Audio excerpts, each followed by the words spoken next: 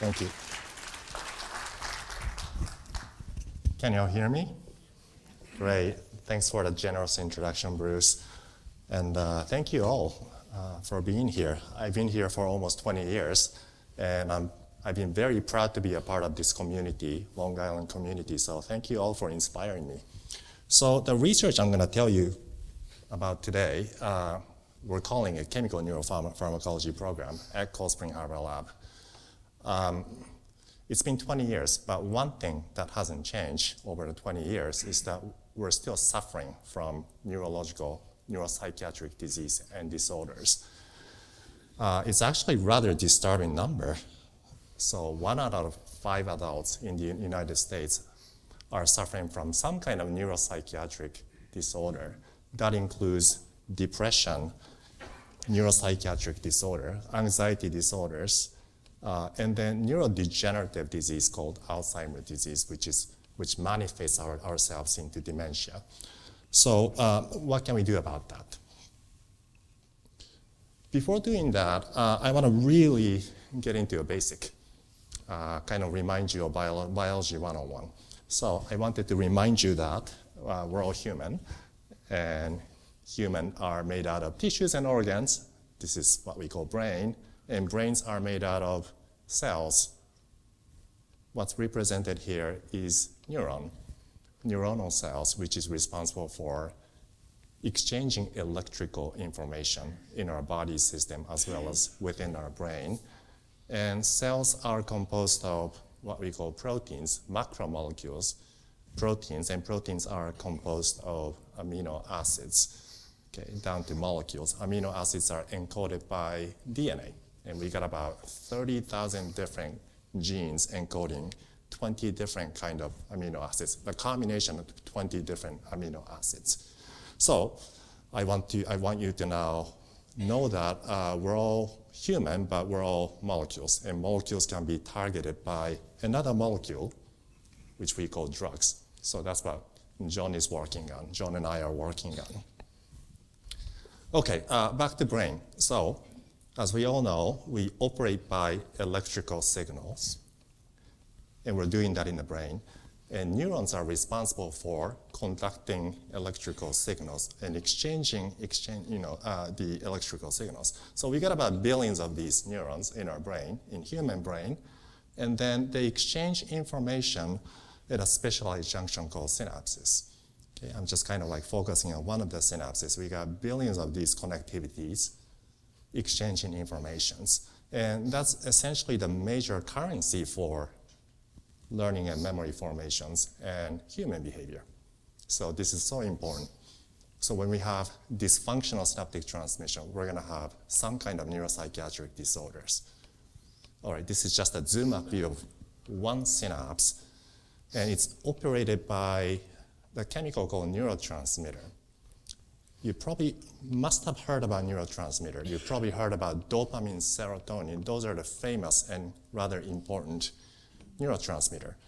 But believe it or not, turned out that the majority of human synaptic transmission is mediated by a simple amino acid, which is glutamate, or what we know them as monosodium glutamate. Okay? So that's what our brain, human brain, utilizes to conduct or exchange information. So here, glutamate gets transmitted upon electrical signal, and those glutamate or monosodium glutamate binds to another form of molecule on cell surface called receptor or receptor ion channels. And ion channels are responsible for influxing, passing through ions. Ions are charged, therefore generating electrical signals. So this is the method called electrophysiology, where you could see single event of ion channels opening and closing. So when ion channel opens, ions fluxes through, therefore electrical signal is being mediated. So this is in the form of 5 picoamp. All right, and then among those, we're interested in a molecule called NMDA receptors, which is heavily involved in learning and memory formations. Why do we study NMDA receptors? Because upregulation has been implicated in neurodegenerative disorders such as Alzheimer's, Parkinson's, and stroke, and also neuropsychiatric disorders such as depression. And downregulation is also implicated in schizophrenia, intellectual disability, and there are actually lots and lots of mutations that your gene could have on NMDA receptors. And if we have time, we're going to talk about autoimmunity against our brain as well. But back to NMDA receptors, so there are several compounds that targets NMDA receptors. Memantine was FDA approved years ago for Alzheimer's disease. Okay, there's no such thing as anti-Alzheimer's disease reagents, so it's been a little controversial, but it's been FDA approved for Alzheimer's disease. More recently, you might have heard about this compound, ketamine. So it also targets NMDA receptors. And then it is actually FDA approved for treatment of clinical depression, but with lots and lots of controversy. Ketamine is what people used to call Special K. It's a rave drug. It's a recreational drug with incidents, recent incidents. So there has to be caution associated with taking ketamine. So they target NMDA receptors. Can we look at the drug binding site? Turned out that NMDA receptors are quite small. Proteins are small. So we're talking about the dimension of 5 nanometer. Okay, 5 nanometer. So it's essentially 10 to nanometers, 10 to the negative 9th. So you could divide 1 meter by 10, 9 times. So that's the kind of dimension we're talking about. Okay, so they're quite small. So we can't use conventional microscope, light microscope, to see them. But instead, here at Cold Spring Harbor Lab, we use electron microscope. So instead of photon, instead of light, we're using electron to visualize NMDA receptor molecules. Okay, so we're basically just looking at nanometer angstrom, so nanometer angstrom resolution. So each individual dot you see here, they represent NMDA receptor molecules in random orientation. So we basically just collect tons of those images in random orientation. So to do that, first, we call it cryo-EM. The reason is that we flash freeze our NMDA receptor samples so that electron can now penetrate through the sample and then get detected by CCD detector right here. So that's the representative electron microscope images. And what we do computationally now is to take out those images, particle images, in random orientation and put them into, so those are like puzzles actually, reconstruct them into 3-dimensional space. That way we're able to see nanometer resolution, molecules with nanometer dimension. So what used to be this, now here at Cold Spring Harbor became this. So we have a clear picture of how NMDA receptor is shaped. So that's the technique for visualizing NMDA receptors, and I'm going to actually just give you some result. So this is where monosodium glutamate binds, and you could even see the process of ion channel pore opening. So this is the process of how ions permeate, passes through to generate electrical signal in neuron. So we could actually see that process already with this microscope. Okay, so a lot of things happens, and this is just really all happening in microsecond, kind of really slowing it down so that we could see them. And we could also visualize compound binding sites. So shown here is another recreational drug, ketamine analog called PCP. So we could now see the binding site, for example. So it actually binds to the channel pore and blocks the channel pore. And when it does that, it proactively closes the ion channel like that so that the ions cannot pass through, meaning that neurons can no longer generate electrical signals. And shown here in sticks are each individual amino acid making up NMDA receptors, and mesh is actually the cryo-EM density, the experimental data. And again, those sticks are amino acids that encode NMDA receptor proteins. And you can now visualize PCP molecule very clearly, actually, and the interacting residues anti-Alzheimer's disease agent called memantine. You could see specific interaction again, and the controversial drug called ketamine. Okay, so it actually binds with several different poses. We call them poses. So there are actually 4 different patterns of ketamine for binding to NMD receptors. And we could also implement AI-based method. We call it molecular dynamic simulation. So it's a computational method. So this is all happening in nanosecond. Okay, so we could see the process. We could see the binding. We have a better understanding of how ketamine, other channel blockers are binding. So that's the power of cryo-EM and structural biology. Why do we do this? Because we want to really obtain the blueprint for drug development. Okay? We want to make special K, not so special K, a true antidepressant. How do we go about doing this? We think that this is happening because there are side effects. There are off-target effects. So how do we make ketamine a specific binder to NMD receptors? So we call this lock and key concept, where lock is the blueprint or mapping of binding site, which we obtain through cryo-EM technology. And then key is the drug that binds to. So if you could actually just design a key that specifically binds to the lock, okay, we could minimize side effect. And this is what John is really good at. So John is using click chemistry to design the key so that it perfectly fits into NMD receptors. So I'm going to pass it on to Thanks, Hiro. John. Thanks, yeah. Well, so that's the difficult stuff out of the way. My job, click chemistry, is it's a philosophy, it's a concept that was developed by my mentor, and it's a way to make molecules easily, robustly, simply, and we use the keep it simple, sweetheart philosophy in click chemistry. So Hiro's shown you the biological world of complicated structures at the end point of evolution right now, I'd say. As chemists, we come from more grassroots, taking materials out of the ground, purifying them, taking small blocks together and connecting them. So it's all about connectivity, my part of the talk. This is a ChatGPT illustration of what I thought was bringing minds and ideas together and creating connections. And of course, a bond is a connection. So my business is about making bonds, and in particular, covalent bonds. I'm sorry this gives you nightmares now, right, going back to school. But a covalent bond is effectively 2 groups coming together, atoms or molecules, and sharing an electron each, and they form a bond. It's just like a handshake, okay?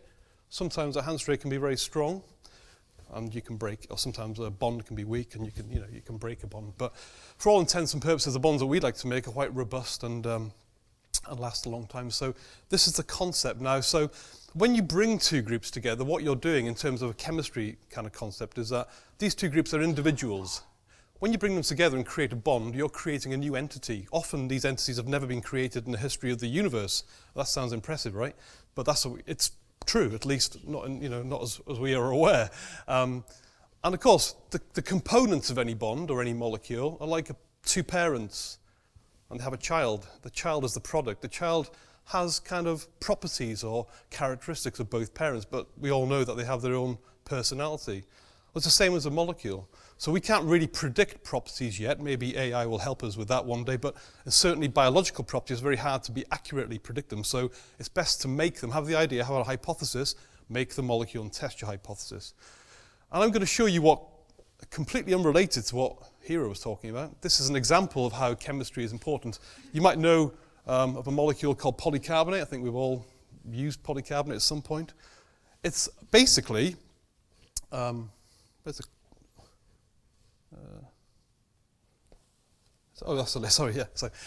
Hiro. This is a monomer. This is the unit that makes up polycarbonate. I think you can see that in the product. It's a repeating unit of bisphenol A. Bisphenol A is a liquid. It's an oily material. When you polymerize it, that means when you put groups of bisphenol A together like a chain, connected in this case by a carbon-oxygen bond, that's what we call a linker, a connector, you get a plasticky material. So the starting material and the product are very, very different, although the constituent parts look the same. So you can see that you have very different properties. In this case, we've been developing chemistry using sulfur. We call it sulfur click chemistry, or SUFX. Don't worry about that. It's our problem. But what that allows us to do is to create connections through sulfur. Well, if you can create a connection through sulfur and not carbon, you get a different property. It turns out that when we make bisphenol A polysulfate, a new material, it has similar properties to polycarbonate as you might expect, but it's tougher.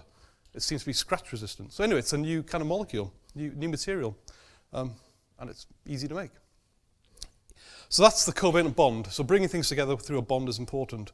But the way we make bonds is equally as important, and that's another part of our business. We create reactions, and to create reactions, you create reagents and ways to bring things together. In this case, we decided one of our reagents is called DBU or BTMG. These are just catalysts, and catalysts are like the magic powder that makes reactions go faster and better, take you down a pathway that you want, ideally, to give one product in ideal terms, which is what click chemistry is all about, making one product.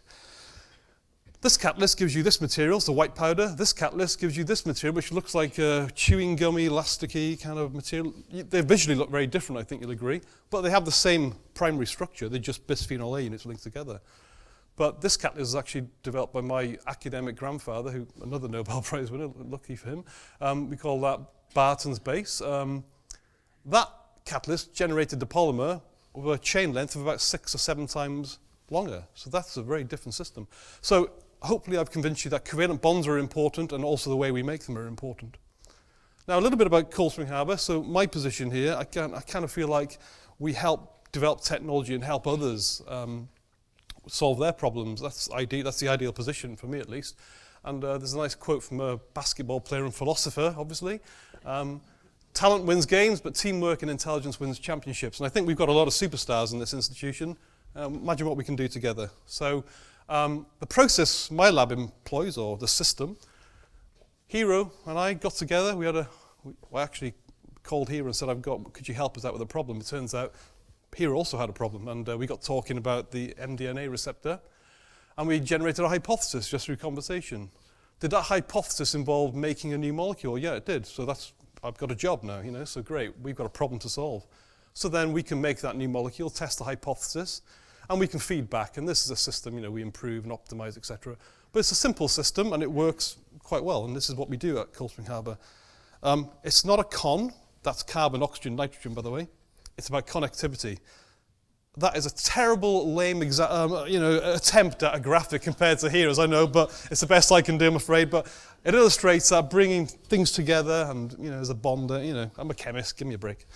Okay, so the molecules that Hiro showed, of course, angel dust, special K, they have biological activity, but of course you don't want an antidepressant that all people, with the side effects of, angel dust or special K. Can we dial out these properties? Can we make them, or at least can we create new molecules that have the desirable property, but dial out the undesirable properties like raving, etc. Well, yeah, that's what chemists do. And what we do, we look at structures and we think, well, can we decorate this molecule somehow? Can we add groups here, do something here? So we want to edit the molecule, if you like, under controlled circumstances. But Hiro really helped us here because he's already got a structure of some of these molecules bound, in particular ketamine. So we have a lead. We've got almost like a photograph, a visualization. Well, we can see this. You can't see molecules, normally. You don't have structure. They just look like powders or oils, But when we have an idea about perhaps how they interact, and an X-ray or crystal structure will help us, or a cryostructure helps us determine, or at least we can imagine how that molecule can be optimized and change in its structure. So having a structure and a lead compound really are two great things for us. These are just kind of representations of what these molecules may or may not do. Hiro's already talked about how ketamine binds to the receptor, and effectively it binds to the open form of the pore. Doesn't seem to allow opening. Hiro can tell you more about that. So that's great. Well, we've got an idea there. Well, we know how it binds. We've got that evidence. So I'll just kind of wrap it up by really letting you know more questions. There are more questions to be answered. We talked about questions, related to depression, Alzheimer. But it turned out that, and then just back to NMDA receptors. NMDA receptors are brain molecule. So in normal human being, in a healthy conditions, we're only supposed to have them in the brain. Bruce talked about brain-body interaction. Turned out that NMDA receptors also involved in brain-body interaction. Turned out that in tumor, some tumors are actually expressing NMDA receptors, either by mistake or either with intention. What happens as a consequence is that the NMDA receptor, your body actually responds to NMDA receptor. You're not supposed to have NMDA receptor there in the peripheral tissues in your body, so your body responds to it, builds immunity against it. In many cases, your body might have defeated cancer, so you're not diagnosed as a cancer patient. But what remains is the B cells, a specialized cell called B cells that's spitting out the antibody against NMDA receptors. And with unknown mechanism, those cells can actually cross what we call blood-brain barrier. Brain is actually protected by a layer of cells called blood-brain barrier. So it's actually protected from the rest of your body. But B cells can actually cross and then spit out antibodies against NMDA receptors. So it's as if you have autoimmunity against the brain. So that's a horrible, horrible situation when that happens. So we're now calling it anti-NMDA receptor autoimmune encephalitis. The number, so this was actually back 10 years ago, the number is ever so rising because we have now awareness for this disease. It's actually very female-heavy condition, so 80% of the cases female. That's because it's derived from ovarian teratoma, ovarian cancer. And also other cases that we found out recently is the triple-negative breast cancer and pancreatic cancer. So they all unmask autoimmunity against NMDA receptors. So we're trying to basically just find a way to cope against it. And the typical symptom is psychosis and seizures. So these are kind of two fundamental symptoms associated with schizophrenia. So if you're diagnosed, and then there's really no clear distinction. So what happens is that you may be diagnosed as regular schizophrenia, your doctor could actually give you anti-dopaminergic reagent. But if the cause is autoantibody, then it's not going to be effective. So now we're trying to kind of raise awareness for this disease. So what we could do at Cold Spring Harbor is to already visualize antibody binding pattern against NMDA receptors using the cryo-EM technology. And then John and I think that neurosteroid can actually protect neurons from inflammation associated with autoimmunity and also Alzheimer's disease. So do you guys know what neurosteroid is? Neurosteroid is actually a natural compound that our body and our brain synthesize. So it's a natural compound, but we want to make it specific towards NMDA receptors. We think that that's going to protect our neurons from degenerating and inflammation. So John is currently making lots and lots of probes of neurosteroid, more specific, using click chemistry to target NMDA receptor more specifically, again, to reduce the side effect associated with that. Okay, so I just want to conclude by, John and I would like to conclude by saying that specific drug targeting is needed for resolving neuropsychiatric disorders. And it's possible with a combination of structural biology and click chemistry, mapping the drug finding site. So I already said that. So that's essentially providing a blueprint for new drug design. And click chemistry can really do that. It's kind of all about lock and key concept. And hopefully we can resolve these questions. It's about time we resolve neuropsychiatric disorders. Most importantly, these are the young talent working on questions that I raised today. We have many postdocs and grad students in my lab. So that's John. John's got many postdocs and research investigators and technicians. And they're the one who's working on these important questions. So thank you so much for listening to us. And happy to take any easy questions. Shall we just sit?